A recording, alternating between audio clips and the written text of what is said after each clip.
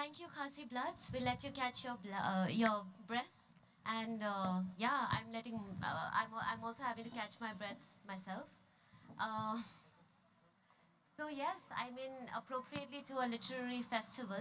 I thought it would be really nice to sit with the musicians and talk about where the lyrics come from. Um, so, who would like to start? Any takers?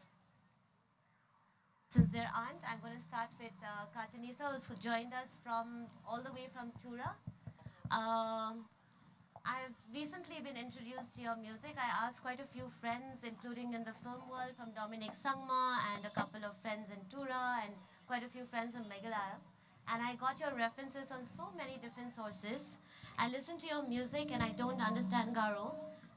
You asked me if I had listened, and yes, I have listened to your music quite a few times and love it. Happy to And hear. it's quite an experience to actually listen to music listen to songs when you don't understand a language. Um, but I have had conversations with you since, and I believe your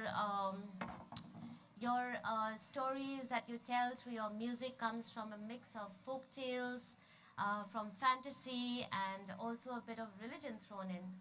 Tell us a little bit of where those stories come from, and when I say stories, I don't just mean the lyrics, um, but also where the sounds come from. You know, it's very rich. Like the first video you watched before Khasi Bloodz performed was Katanisa performing in the ensemble. So tell us a bit about that.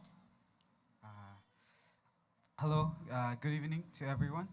Yeah, it's so nice to see all of you and meet these amazing people here. Like she said, um, uh, so my influence with this music that I make, it's accidental to be, if I have to put it in word, and uh, so how should I put it? Like, uh, mm,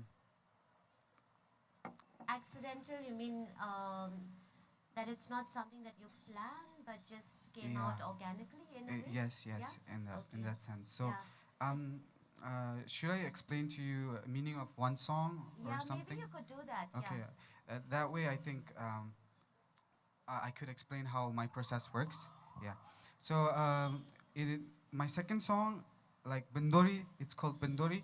So, since the event is all about something environmental and stuff, so I thought talking about this will be good.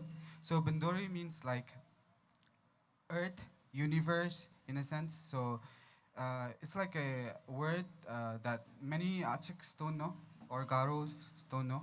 So I just grind it and try to find rare words and try to use it in my own song. So yeah, Bindori. I think people will find it fascinating that Bindori was born in a place where Rabindranath Tagore was born, Santiniketan. So it was born in Santiniketan. So it started with a train journey. Train journey. So I was traveling in train, and as soon as I stepped inside that village where Rabindranath Tagore was born, I felt a sense of connection with nature. One was with in nature, and it was a kind of feeling I was looking for uh, from the world. I was looking for from the world. I was running from something in one song that was in Shuri Makbal, but in Bindori, I was trying to look for that feeling, a light feeling of peace, a light feeling of peace, and I was trying to look for that feeling, a light feeling of peace, and something that is easy on the heart. So I got that in that place. So uh, I carried that feeling back to Garo Hills, to Tura, and that feeling was still stuck in my head. And uh, one day I visited at night, late at night, 12. It was 12, and I visited one river.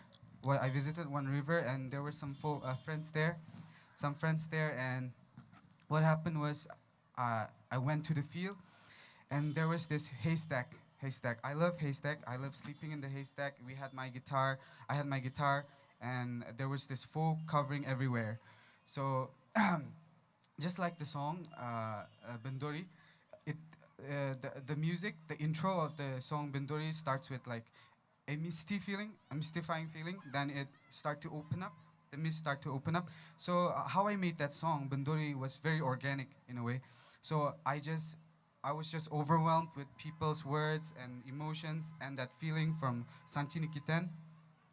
So I just took my guitar, and I think many people won't believe me, but I just played the guitar, and the words came out. And the words came out, and there was I singing that song, Bandori, Bandori, and that's how the song came to life. Thanks for Yeah. that. You've given us such a little, like, almost like a movie reel when you were talking about it. The strange journey to Shanti Niketan, trying to find an element of peace, and then coming back and lying on the haystack and suddenly finding that song. So thank you for that. That was a really nice sharing of process. I can see that Mark here, who's very used to interviewing normally, is going to be interviewed himself today. And originally I thought maybe Mark would make a great interviewer for this, and I said, no, actually it'd be nice to actually listen to Mark, who's been in radio for how many years now? Yeah? How many years now, Mark, on the radio?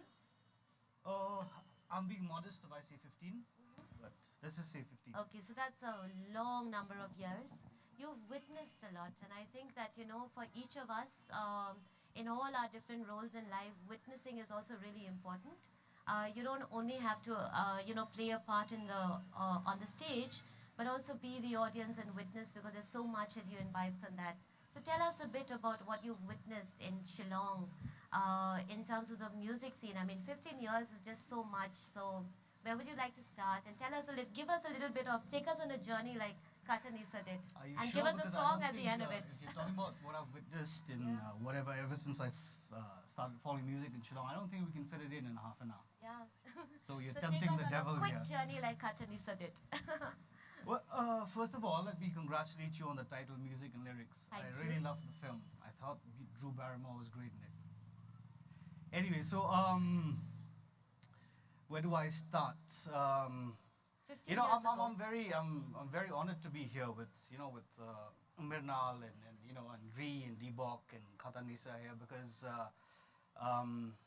this is almost maybe the third or fourth generation of musicians that I've witnessed, and I've somehow been able to interact with, because I started interacting with, I don't know how many people here know Ba Toto Walang. Has anybody heard of Ba Toto Walang? No? Not a single person has heard about Toto Walang?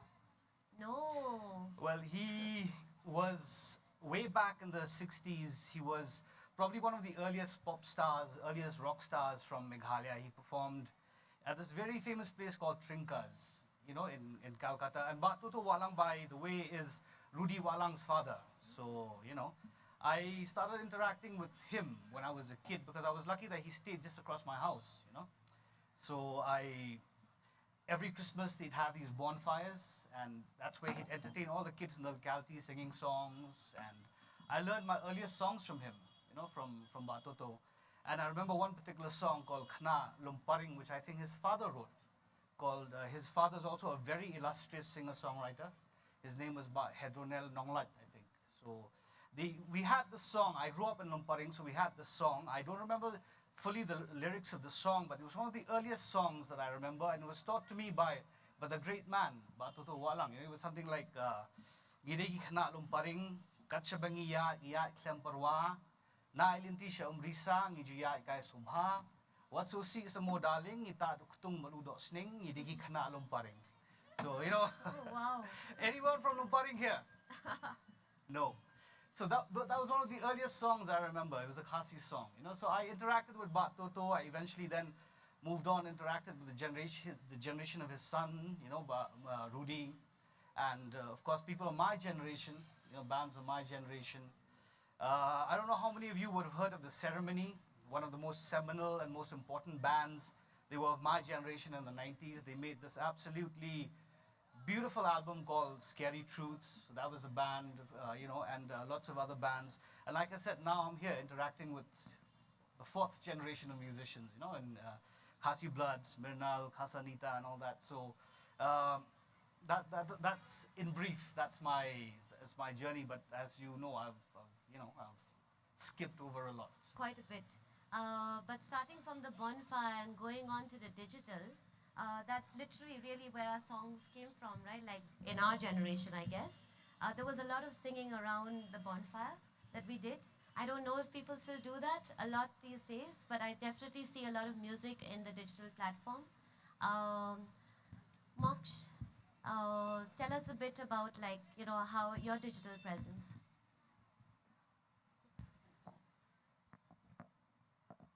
Uh, First of all, thank you so much for having me here, and it's wonderful to have something of this sort after almost 2 years in Shillong. So yeah, I mean, speaking of digital presence, I feel I've not hit the threshold yet. Um, it keeps on evolving. Every day there's something new. There's a new update. There's a new uh, upgrade that these digital platforms are making, and to be able to keep up with those is not a single hand job. So I think when you and I had a little initial conversation, I've had conversations with everyone before this. What struck me was like the kind of influences you spoke about. So from your locale, where you grew up specifically in Shillong, and there were some words that you brought up that were very specific to your locality, which honestly I know I haven't lived in Shillong for 20 years. It's not something I'm familiar with. And then you spoke also a lot about the international influences. So that sort of, made me think about Laban, that's where you're from, right?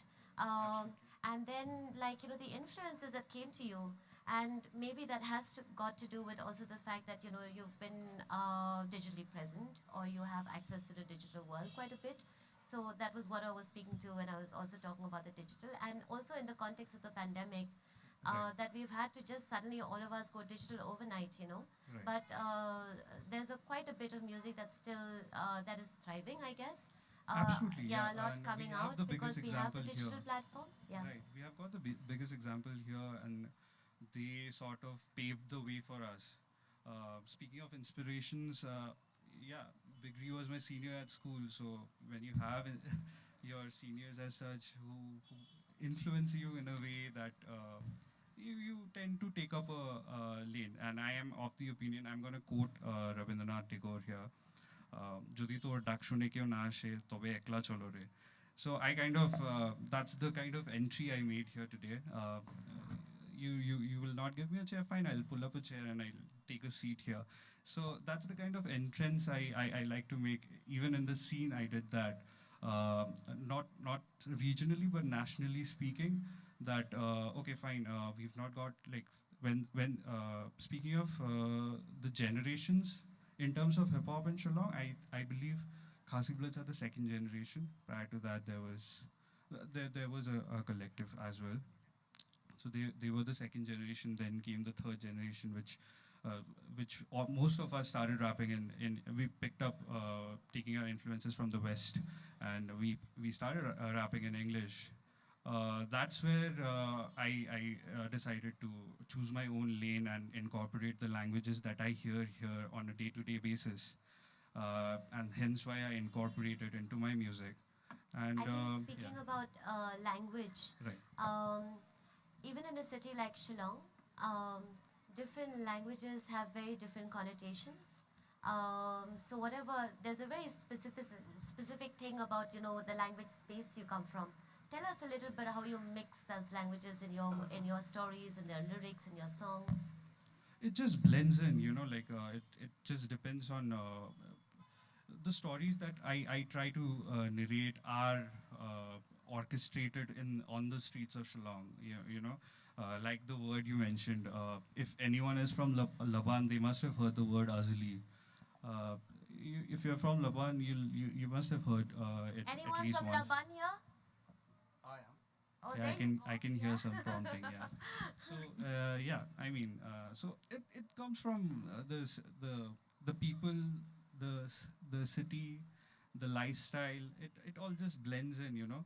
Speaking of connotations, I mean, yeah, it's not that easy, of course, and it's not like I'm a multilinguist who could, you know, I think a lot yeah, of us are actually, I mean, like just by virtue of being Indian, no matter where you're from, you're actually true. multilingual, you're multi-religious, culturally, we practice a Right, lot of it, right?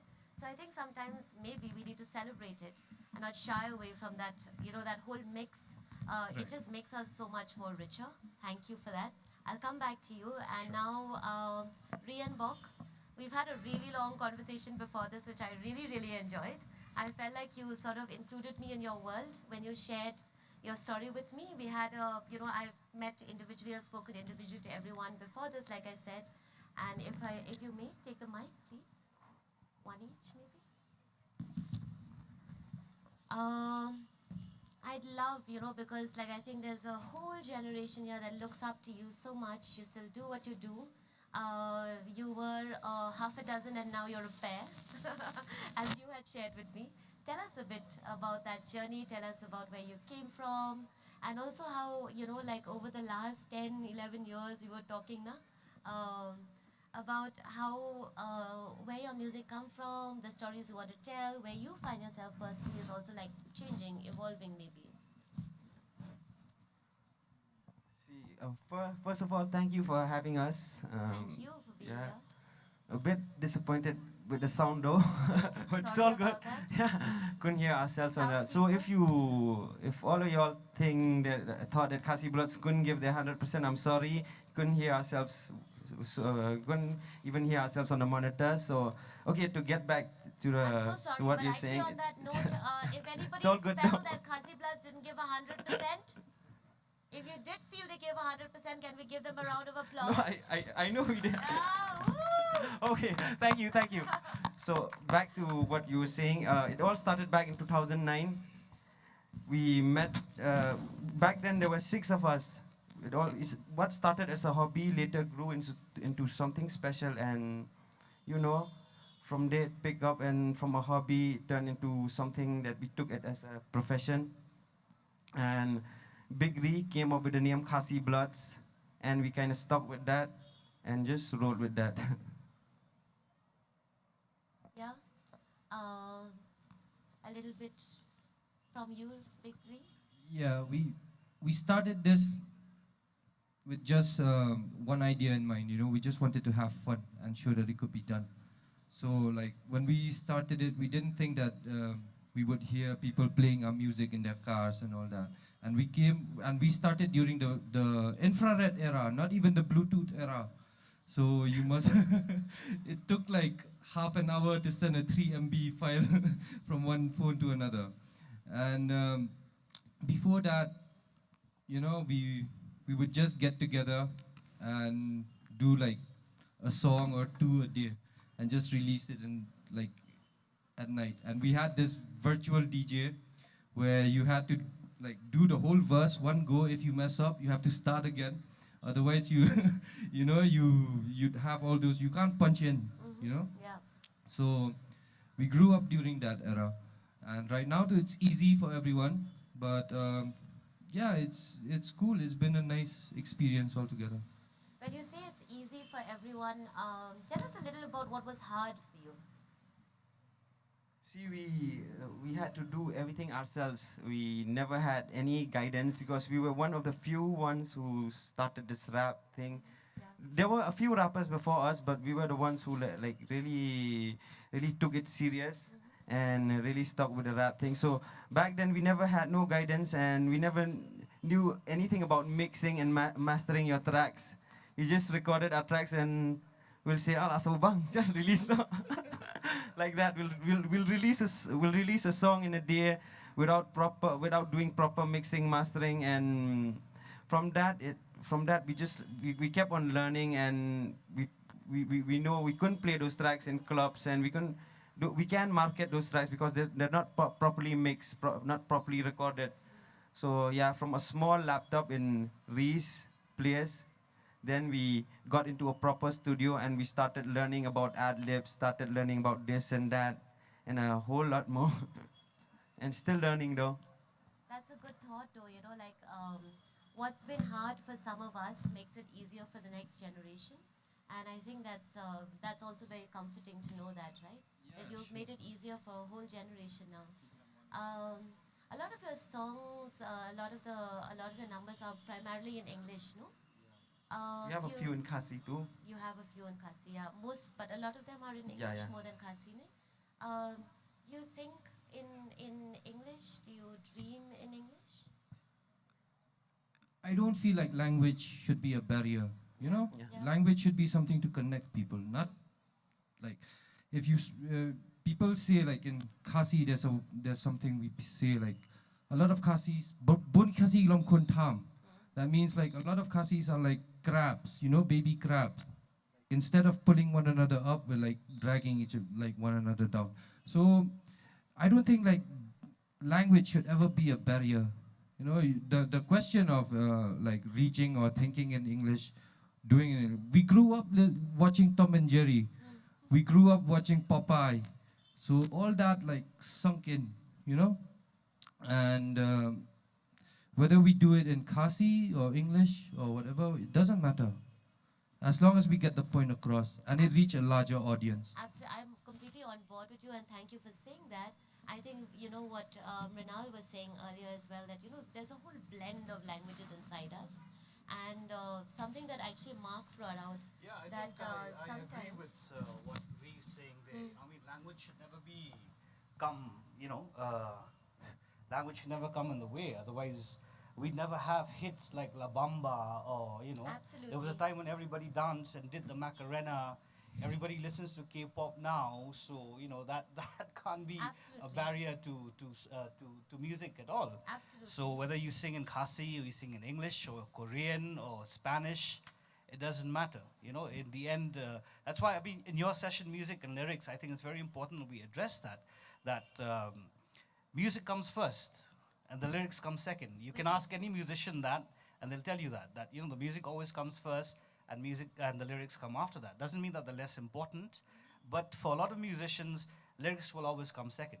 That's so. I'm glad that Ree addressed that. Of course, and we must address it. In fact, we started this conversation with Katta, Nisa, and I was telling him that when you listen to a language that you don't understand, you listen very differently, and you hear perhaps many other things that you will miss if you were only listening to the words, perhaps. And that all of us, this city, Shillong, is such a multilingual city.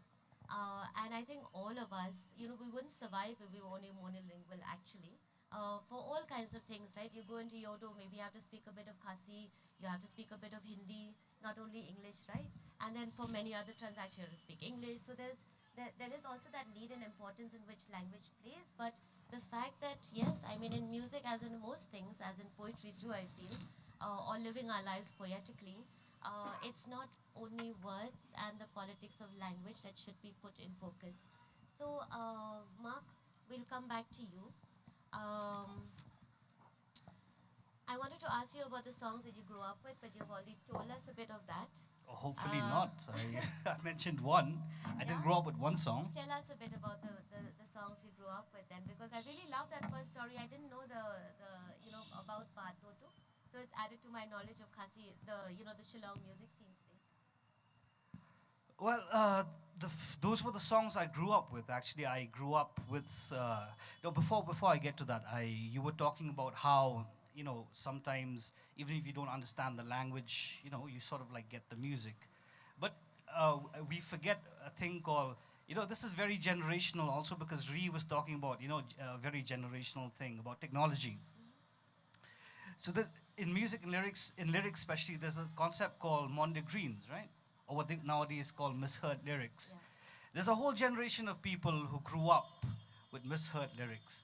Like, for example, my generation of friends who performed Smells Like Teen Spirit by Nirvana, for example, right? There's those lines, a mulatto, an albino, a mosquito, my libido. None of the bands I grew up and I have done a lot of the concert circuit in Shillong. None of the bands ever got that right. They were always like, probably he's saying Robert De Niro in there somewhere. Yeah. There's mosquito on a speedo there.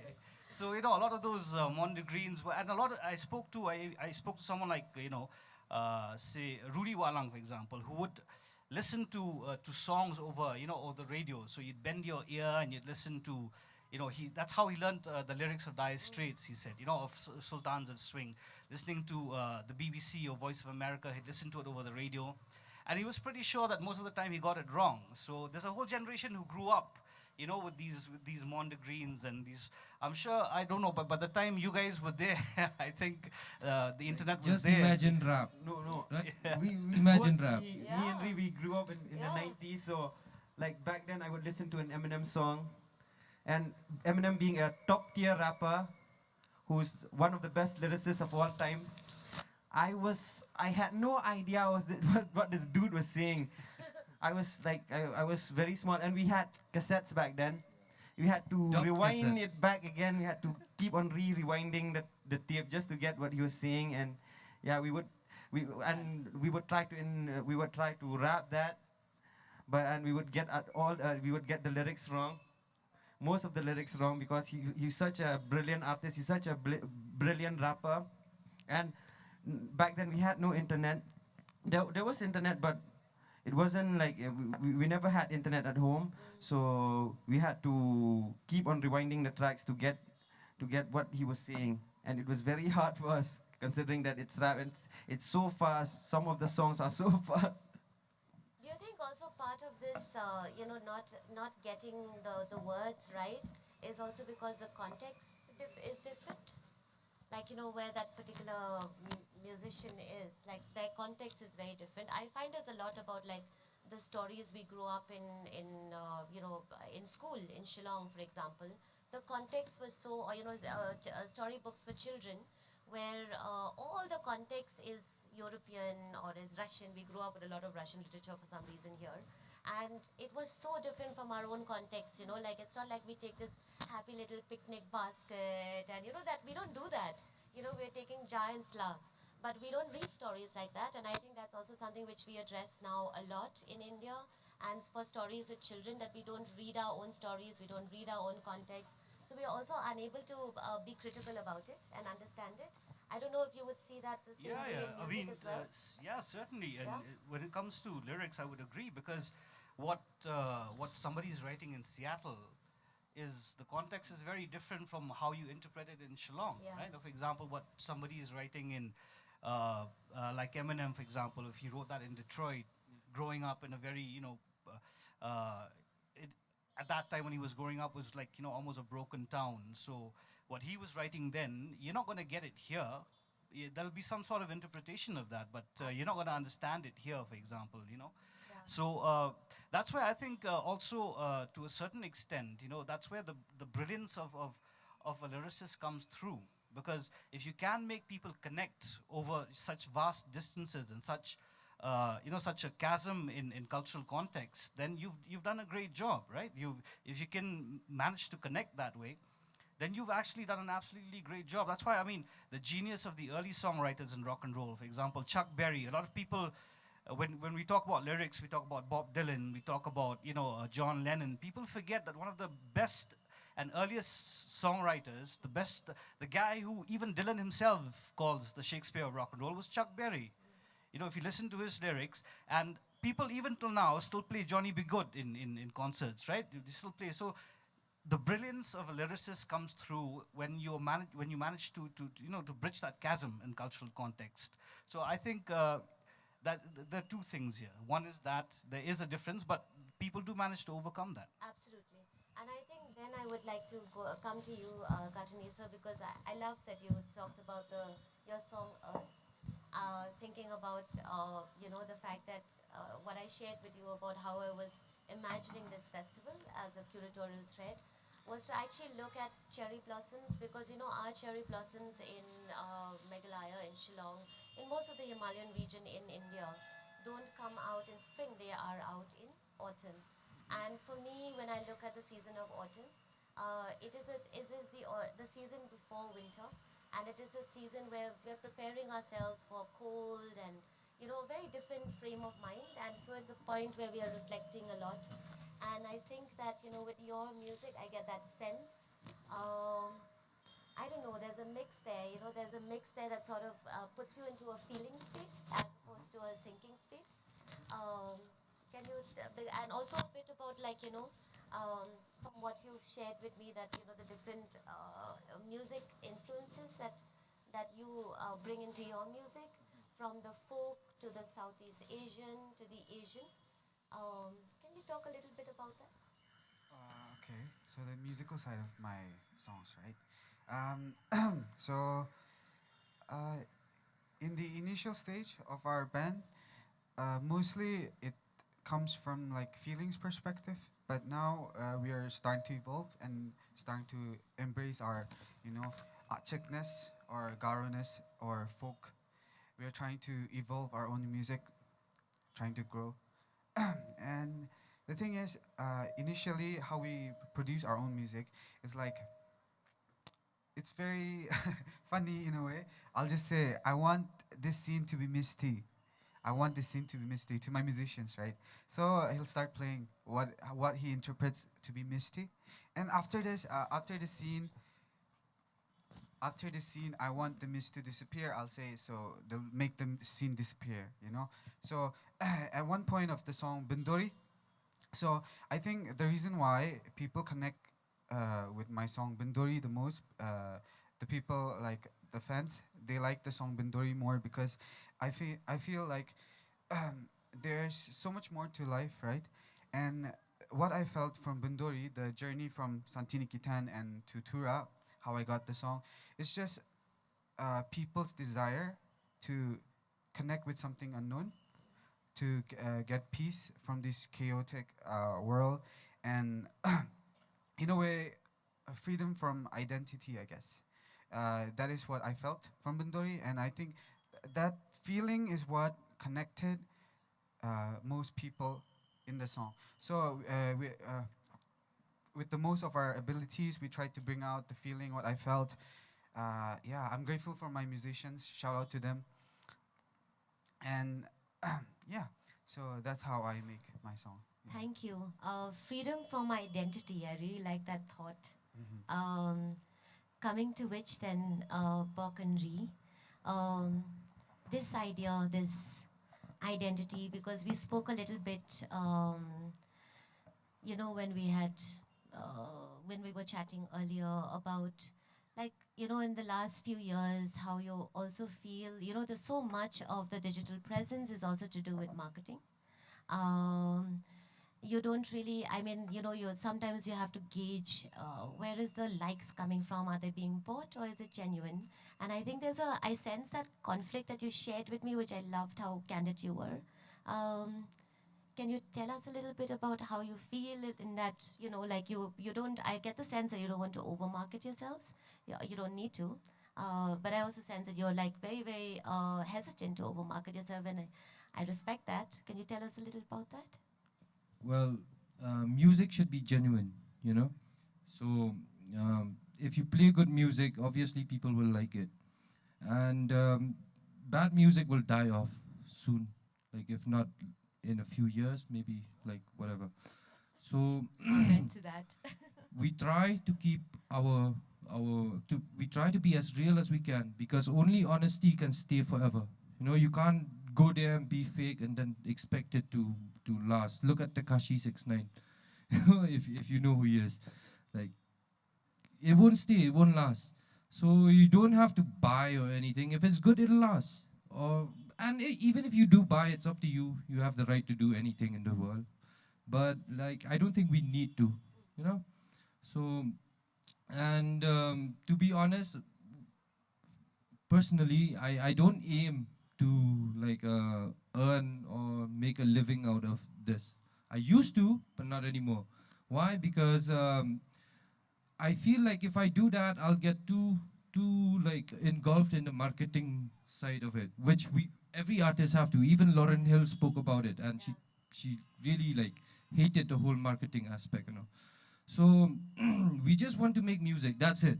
We just want to make music that is that we can relate to, and hopefully a lot of people who are like-minded like us can share that, you know. And if it's true, if it's genuine, definitely, you know, a lot of people can relate to it. So. Thank you. Anything to add to that?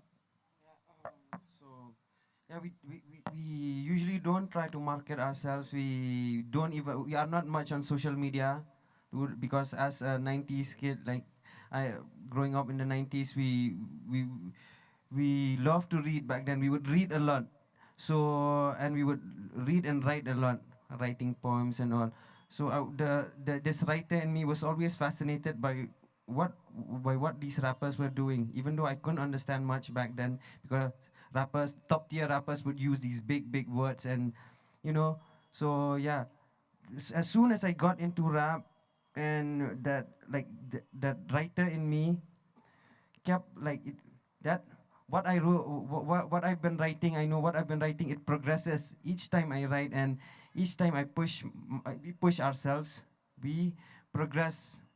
I know we keep on progressing and looking back to what we wrote, but in the past, like in the past 5 years or something, I know we've grown a lot and we've incorporated a lot of metaphors, references, and not American references and references when it comes to Shillong, Khasis, and all. And so yeah, but Thank you. I think a lot to learn from that. Also, in the sense that you have to, as artists, all of us here are creative people who work in the creative space. It's also that patience, the grit, the discipline that we go and we're also growing along with our work. It doesn't just start and end altogether. No, it's a constant evolving. So Mrinal, I'd love to talk a little bit just about the collective that you have, the different kinds of people that you're platforming or you're forming. I'm not quite sure how to call it, or it's like community building. I don't know how you see it. Can you talk to us a little bit about that? Community building was one of the main objectives when we launched Movement of Expression back in 2017.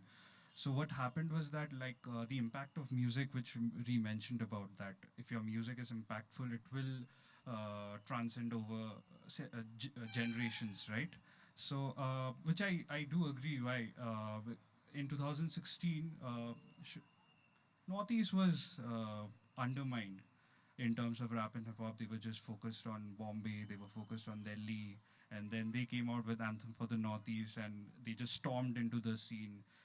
Everybody, everybody was mind blown. They were like, okay, who are these guys from the Northeast? And now, I personally feel is that whenever they look for English content in terms of rap from India, they look towards Northeast, and that has implicated on YouTube channels as well.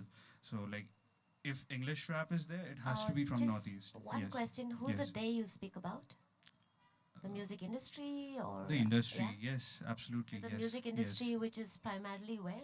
Primarily based in Bombay or Okay, Delhi, thanks. No, yes, just a quick yes. clarification. But on YouTube, what has happened now is that a lot of music reactors have started checking out music of the region of India, and now it is reaching out to people in Poland. It is reaching out to people in New Zealand.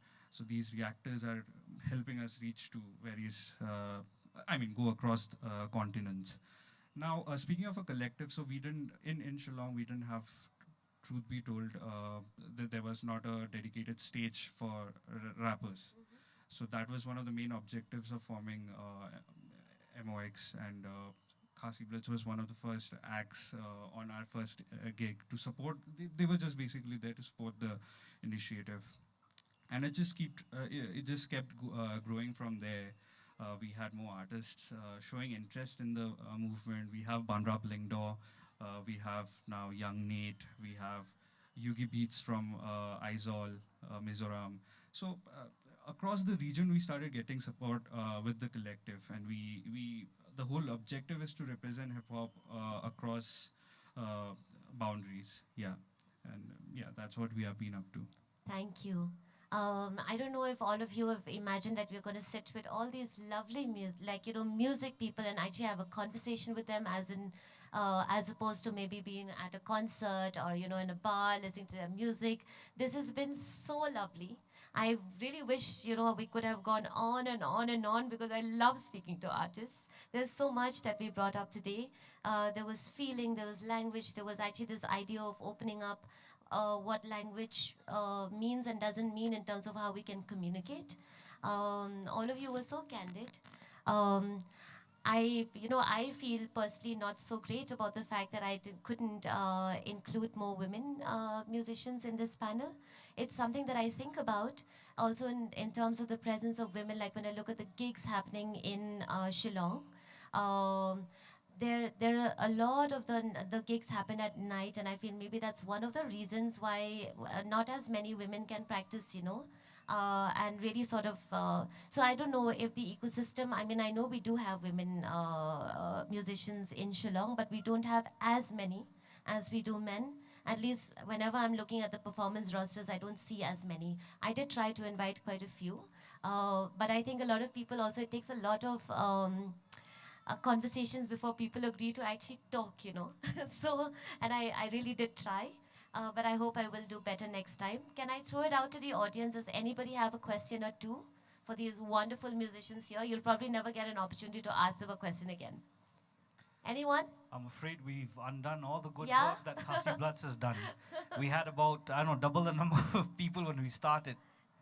Everybody's left. I think we've done terribly. That's all right. Anyone has a question? No? Not a single question? All right. So then, thank you so very much to each and every one of you here today. I hope we'll have many, many more occasions to talk to each other, because I think we have so much to learn from each other, right? And not just among musicians, that across all creative people, and just people, I think we're all creative. To hear our stories, to listen, and it just adds to our work. Thank you very much. And on that note, we're ending the first day of this festival. We will have the next 2 days. We have many, many different kinds of sessions. So please spread the word and come. Come join in the conversation. Come ask questions. Okay. Good night to everyone. And thank you again to each of you here.